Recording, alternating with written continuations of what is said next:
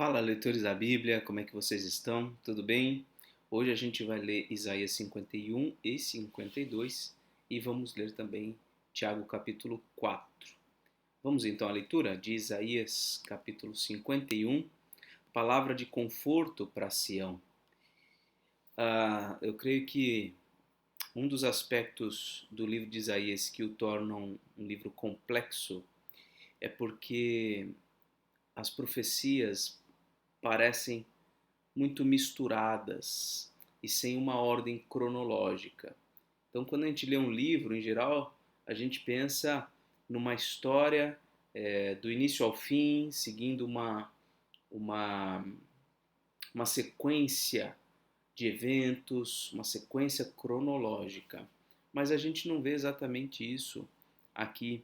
A gente vê palavras de conforto, como as que nós vamos ler, mas também a gente vê palavras de juízo e de condenação para o próprio povo de Deus. A gente vê, ao mesmo tempo, palavras, profecias em relação a Israel, como a gente vê também, eventualmente, profecias contra outras nações. A gente vê profecias que se conectam com os eventos ah, daquele período que Isaías está escrevendo.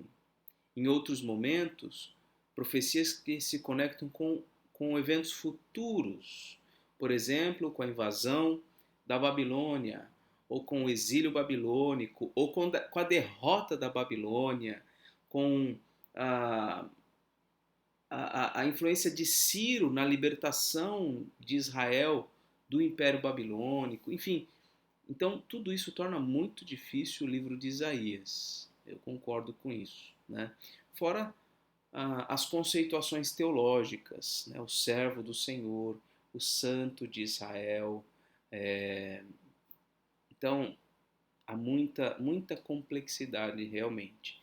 Isso tudo associado a um conteúdo essencialmente ou majoritariamente poético. É uma literatura mais difícil de se compreender, né? Não é uma narrativa. A gente já passou por capítulos que foram uma narrativa histórica, como por exemplo do rei Ezequias. Mas, no geral, o livro de Isaías é um livro de profecias em formato de poesia. Então, isso torna ainda mais difícil o livro de Isaías. Então, ele é bem complicado, mas ele é um livro belíssimo, um livro que vale a pena o estudo aprofundado, né? Certamente é um tanto difícil até estudar o livro de Isaías de uma maneira ampla e profunda na igreja, porque requer muita paciência, requer muita dedicação, requer muita atenção, e por isso que muitas vezes esses estudos eles são mais feitos, né, por acadêmicos, por estudiosos e não pelo povo de Deus, né? O que eu faço aqui com vocês, essa leitura, esse comentário, tudo isso dá uma certa ampliada aí no entendimento das coisas, né, à medida que nós vamos lendo, mas ainda é bem aquém do que se poderia extrair da leitura do livro de Isaías. Muito bem, vamos então à leitura. Escutem vocês que procuram a justiça, vocês que buscam o Senhor. Olhem para a rocha da qual vocês foram cortados, e para a pedreira de onde foram tirados. Olhem para Abraão, seu pai, e para Sara, que os deu à luz, porque Abraão era um só, quando eu o chamei, e abençoei e o abençoei e o multipliquei. Então, as palavras iniciais são: olha, vocês procuram justiça, vocês querem libertação, vocês estão buscando o Senhor. Olha para lá para trás, de onde vocês vieram. Olha o que Deus fez, ou da perspectiva de Deus, né? Olha o que eu fiz com Abraão. Ele era um só, e eu o tornei uma grande multidão. Porque o Senhor terá piedade de Sião, terá piedade de todos os seus lugares desolados. Fará o seu deserto como Éden e os seus lugares áridos como um jardim do Senhor. Ali haverá júbilo e alegria, ações de graças e som de música. Preste atenção, meu povo, e escute, minha nação, porque de mim sairá a lei, e estabelecerei o meu direito como luz dos povos. Perto está a minha justiça, a minha salvação já aparece, e os meus braços dominarão os povos. As terras do mar me aguardam, e no meu braço esperam. Levantem os olhos para os céus e olhem para a terra aqui embaixo, porque os céus desaparecerão como a fumaça, e a terra envelhecerá como a roupa. Seus moradores morrerão como mosquitos, mas a minha salvação durará para sempre, e a minha justiça não será anulada. Escutem vocês que conhecem a justiça, vocês, povo em cujo coração está a minha lei. Não temam os insultos dos homens, nem fiquem assustados por causa das suas zombarias, porque as traças os roerão, como fazem com a roupa, e os bichos os comerão, como fazem com a lã. Mas a minha justiça durará para sempre, e a minha salvação de geração em geração. Desperta, desperta, braço do Senhor, e arma-te de força. Desperta como nos dias passados, como nas gerações antigas. Tu és aquele que cortou Raabe em pedaços e feriu o monstro marinho. Não és tu aquele que secou o mar, as águas do grande abismo? Não abriste um caminho no fundo do mar para que passassem os remidos? Os resgatados do Senhor voltarão e entrarão em Sião com cânticos de júbilo. Alegria eterna coroará a sua cabeça.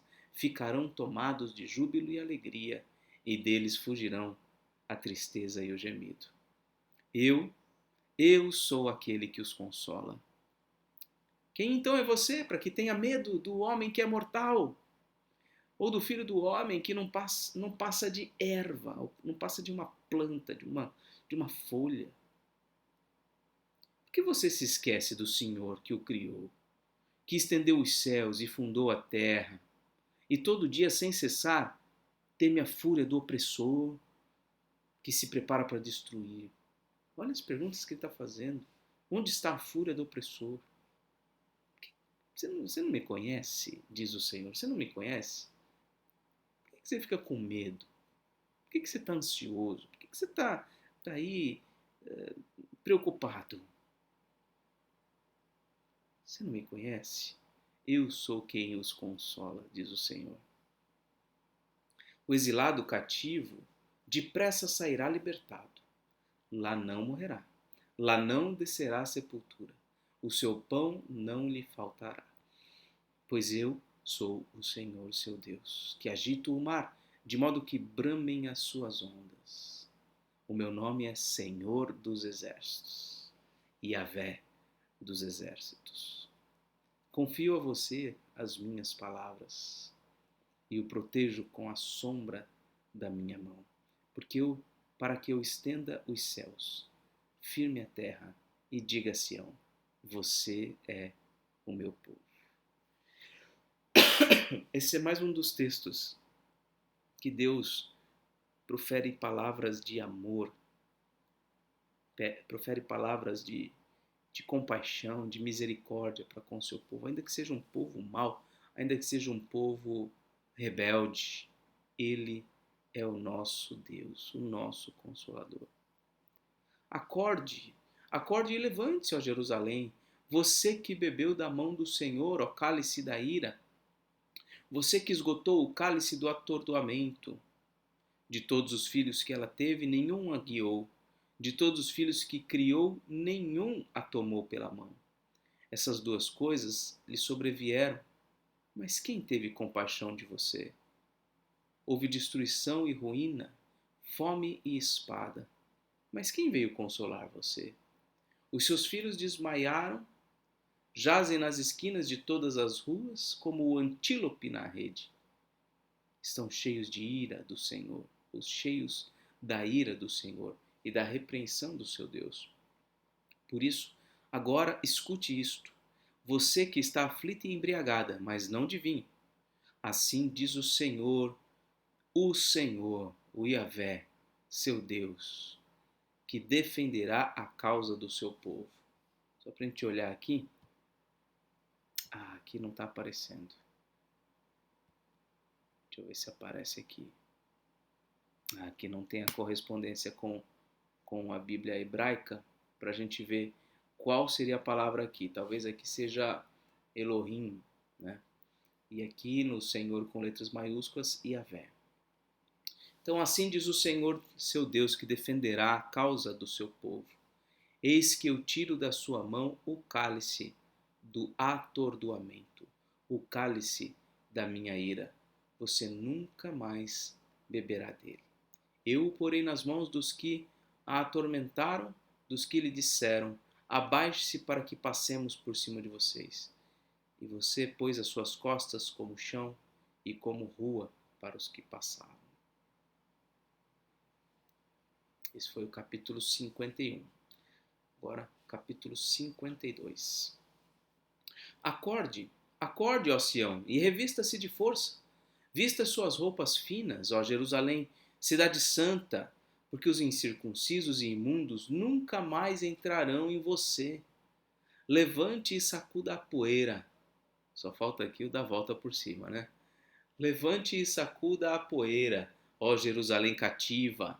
Livre-se das correntes de seu pescoço, ó cativa, filha de Sião. Então essas são profecias que era para o povo ler quando estivesse lá no exílio. Só que isso foi escrito um bom tempo antes do exílio. Porque assim diz o Senhor: por nada vocês foram vendidos, e sem dinheiro serão resgatados. Porque assim diz o Senhor Deus: o meu povo no princípio desceu ao Egito, para nele habitar, e a Síria sem razão o oprimiu. Agora, que farei eu aqui, diz o Senhor? Pois o meu povo foi levado por nada. Os seus opressores dão uivos, diz o Senhor, e o meu nome é blasfemado todo o dia, sem cessar. Por isso o meu povo saberá o meu nome. Por isso, naquele dia, saberá que eu, ou que sou eu, quem diz: eis-me aqui. Quão formosos são os pés, ou melhor, quão formosos são sobre os montes os pés do que anuncia boas obras, que faz ouvir a paz, que anuncia coisas boas, que faz ouvir a salvação, que diz a Sião: o seu Deus reina. Eis o grito dos seus atalaias. Eles erguem a voz e juntos gritam de alegria, porque com os seus próprios olhos veem o retorno do Senhor a Sião. Gritem de alegria e juntas exultem, ó ruínas de Jerusalém, porque o Senhor consolou o seu povo, ele remiu Jerusalém. O Senhor desnudou o seu santo braço à vista de todas as nações, e todos os confins da terra verão a salvação do Senhor. Olha a imagem, né? Como se Deus estivesse falando, ó, ele mostrou o braço, né? Como se isso fosse, né? É como uma expressão de poder. Ele desnudou o seu santo braço, todo mundo viu, todos verão a salvação do nosso Deus. Fora, fora, saiam de lá, não toquem em coisa impura, saiam do meio dela, purifiquem-se, vocês que levam os utensílios do Senhor, porque vocês não sairão às pressas, nem partirão como quem foge, porque o Senhor irá adiante de vocês, e o Deus de Israel será a sua retaguarda. Esse chamado para sair é semelhante os dois chamados. O chamado para sair do Egito, que eles também saem sem fugir. Eles saem sem pressa, vão embora. Da mesma forma da Babilônia, eles saem sem pressa e vão embora. Da mesma forma, há um convite sempre contínuo na Bíblia: saiam. Saiam da, entre aspas, da Babilônia. Saiam dessa estrutura de poder maligno que os cega, que os enlaça. Saiam. Vamos para a nossa casa. Vamos para o reino do nosso Deus. E aqui, do versículo 13 em diante, começa um novo trecho falando sobre o servo, que se estenderá até o capítulo 53. O capítulo 53 é talvez o capítulo mais conhecido do livro de Isaías. Eis que o meu servo procederá com prudência, será exaltado e elevado, e será muito sublime. Como muitos pasmaram à vista dele, pois o seu aspecto estava tão desfigurado, mais do que o de outro qualquer, e a sua aparência mais do que a dos outros filhos dos homens. Assim causará admiração às nações, e os reis fecharão a sua boca por causa dele, porque verão aquilo que não lhes foi anunciado, e entenderão aquilo que não tinham ouvido. Olha só. Então está falando aqui do servo, que ele vai agir corretamente, ele vai ser exaltado, ele vai ser elevado. Muitos pasmaram à vista dele, porque ele teve o aspecto desfigurado, mais do que de outros homens. Ele causará admiração às nações, e os reis fecharão a sua boca. Olha só. Verão o que não lhes foi anunciado, e ouvirão e entenderão o que não tinham ouvido. Então, esse evangelho do servo sofredor, que é exaltado, será pregado em todas as nações. Ele será pregado e anunciado por todos os povos.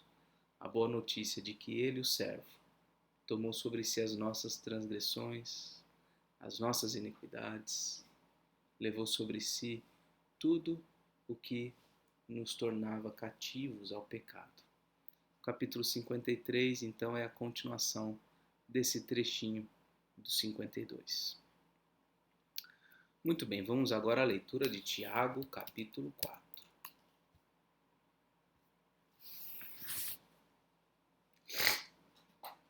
Olha aí, falamos sobre saiam da Babilônia. De onde procedem as guerras e brigas que há entre vocês? De onde, senão dos prazeres que estão em conflito dentro de vocês? Vocês cobiçam e nada têm, matam e sentem inveja, mas nada podem obter. Vivem a lutar e a fazer guerras. Nada têm, porque não pedem. Pedem e não recebem, porque pedem mal para esbanjarem em seus prazeres. Gente infiel, vocês não sabem que a amizade do mundo ou a amizade com o mundo é inimizade contra Deus? Aquele, pois, que quiser ser amigo do mundo, se torna inimigo de Deus. Ou vocês pensam que é em vão que a Escritura diz: é com ciúme que por nós anseia o Espírito, que Ele fez habitar em nós. Mas Ele nos dá cada vez mais graça. Por isso diz: Deus resiste aos soberbos, mas dá graça aos humildes. Portanto, sujeitem-se a Deus, mas resistam ao diabo, e ele fugirá de vocês. Cheguem perto de Deus, e ele se chegará a vocês. Limpem as mãos, pecadores, e vocês que são indecisos, purifiquem o coração.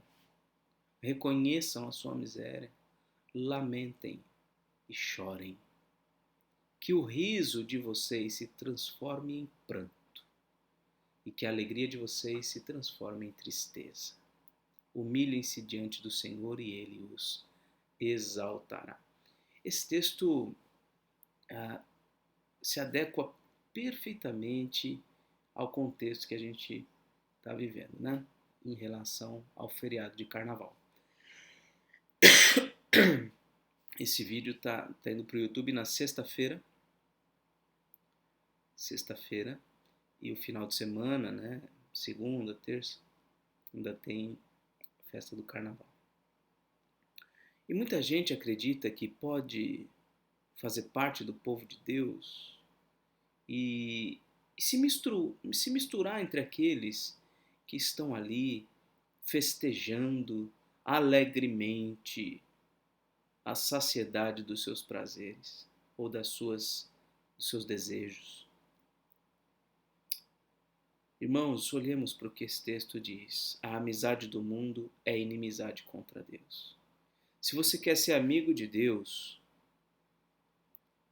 a sua casa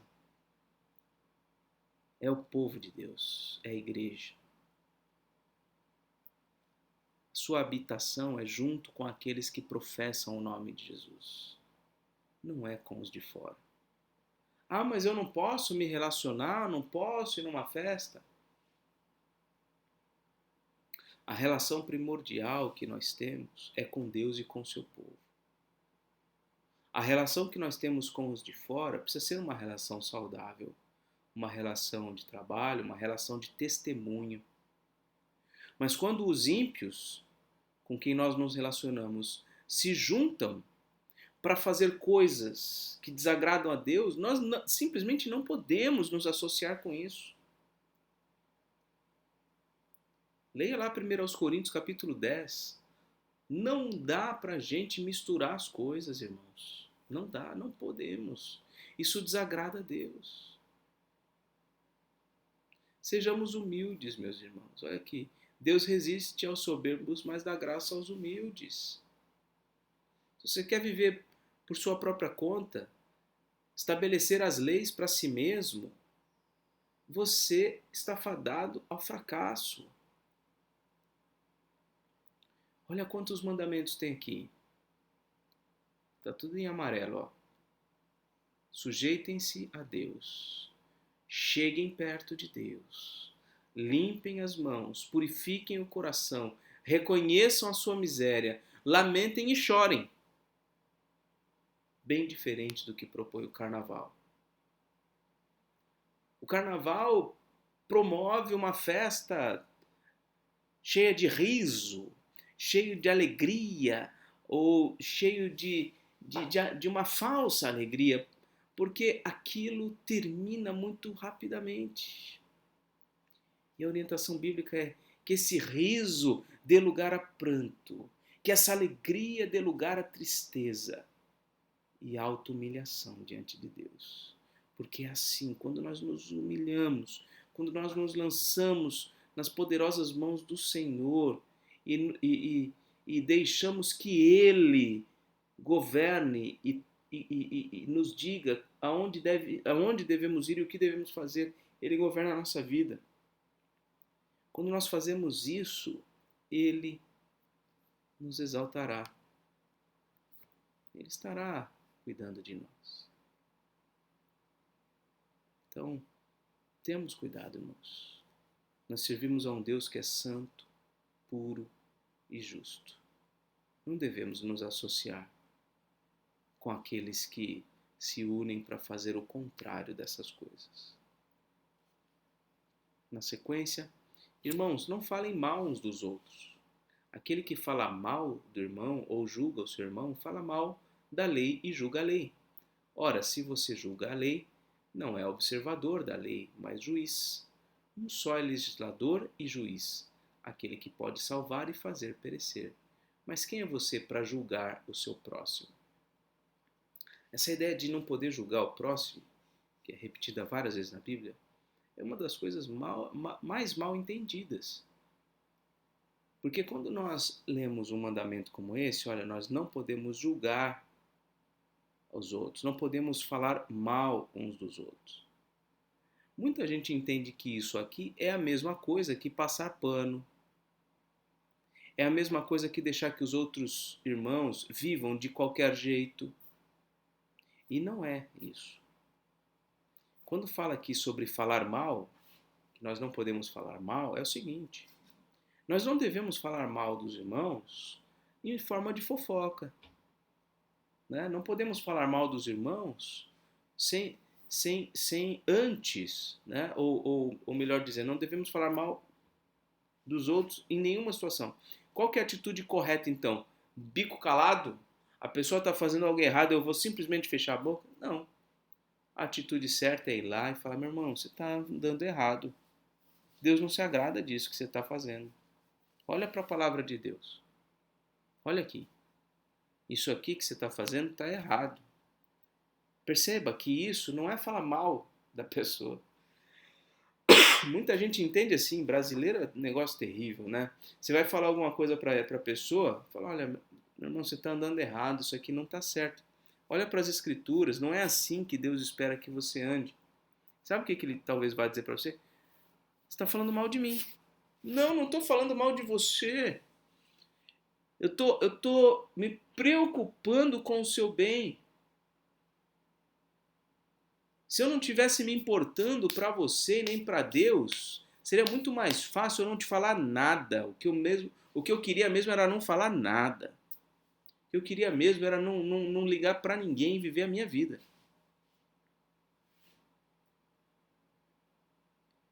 Eu não sei como é que é as pessoas. Eu falo por mim, eu não tenho absolutamente nenhum prazer, nenhum prazer. Se eu pudesse, eu não faria essas coisas. Chegar, olha meu irmão, você está andando errado. Você não pode fazer isso. Você tem que andar de outra forma. Eu faço isso porque eu entendo que é um dever cristão, um dever de quem conhece a Bíblia e conhece o que Deus espera da gente.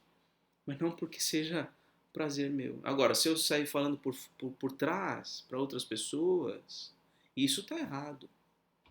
Isso está errado, isso não pode ser feito. Sobre julgar, julgar no sentido de condenar.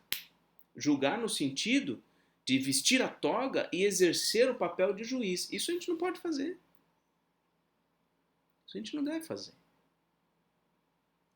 Quando Jesus nos orienta, ele fala que nós devemos ir, tratar com o irmão. Se ele se arrependeu, ótimo, resolvido. Se não se arrependeu, leva duas testemunhas. Se arrependeu, ótimo, está resolvido. Se não se arrependeu, apresenta a igreja. E quem vai resolver isso é a igreja. Ou aqueles que representam a igreja, os presbíteros, os pastores. E aí, por vezes, de vez em quando, né, os pastores e os presbíteros têm essa incumbência de, a partir das escrituras sagradas, fazer uma acariação, trazer as pessoas para perto, tentando levá-las ao arrependimento, e se não caminharem em arrependimento, fazer o que Jesus nos mandou fazer. Considerar como gentil e publicano. Fechar a porta do céu para essa pessoa, figurativamente. Porque o Senhor deu as chaves do reino dos céus para a igreja. Para a igreja. Não está na mão do Papa. Não está na mão do Natan. Está na mão da igreja de Cristo. E muitas vezes as pessoas não estão nem aí, não querem nem nada com a igreja. Ok. Ok. Mas esse não é o caminho que Deus estabeleceu para nós. Quando a gente olha para o pecado de alguém, a gente tem que ter o temor de Deus. Falar, Senhor, tem misericórdia de mim também, porque eu sou pior que ele. Ou eu só não faço o que ele faz, ou algo pior, porque o Senhor me freia, o Senhor me segura. Porque se o Senhor me largar, se o Senhor me soltar, se as cordas às quais eu estou amarrado, elas se romperem, o curso natural da minha vida é a destruição, é a morte espiritual. A gente precisa ter noção disso, para a gente lidar com o pecado dos outros de uma maneira misericordiosa. Escutem agora vocês que dizem, hoje ou amanhã iremos para a cidade tal, lá passaremos um ano, faremos negócios, teremos lucros. Vocês não sabem o que acontecerá amanhã. O que é a vida de vocês? Vocês não passam de neblina que aparece por um instante e logo se dissipa. Em vez disso, deveriam dizer, se Deus quiser, não só viveremos, como também faremos isto ou aquilo. Agora, entretanto, vocês se orgulham das suas arrogantes pretensões. Todo orgulho semelhante a esse é mau. Portanto, aquele que sabe que deve fazer o bem e não faz, nisso está pecando. Então, esse último trecho também nos dá um alerta. Muitas vezes no nosso orgulho, a gente esquece que o que vai acontecer amanhã é o que Deus quiser.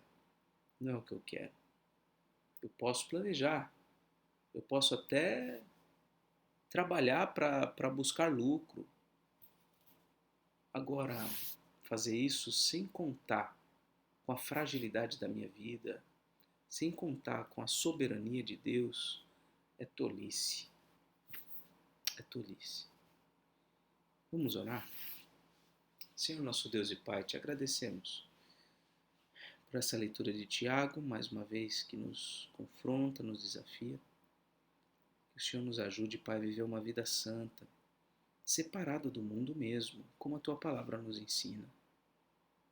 Que o Senhor nos ajude a ter uma relação com os ímpios que vise o testemunho para que eles te conheçam. Que seja uma relação saudável, de amizade, mas que a gente entenda, assim, que a gente entenda que o eixo dos nossos relacionamentos deve ser o Senhor e o seu povo. É assim que o Senhor fez para ser. As pessoas principais da nossa vida precisam ser o teu povo, as pessoas que junto com a gente te adoram, estão no mesmo foco de estudar, de aprender, de te servir, de te obedecer, de caminhar na luz da tua palavra. Então nos ajuda a nos separar do mundo, Senhor. Limpa as nossas mãos, purifica o nosso coração, nos faz lamentar e chorar pelos nossos pecados. Obrigado, Deus, pelo consolo que o Senhor promete ao seu povo, como lemos em Isaías.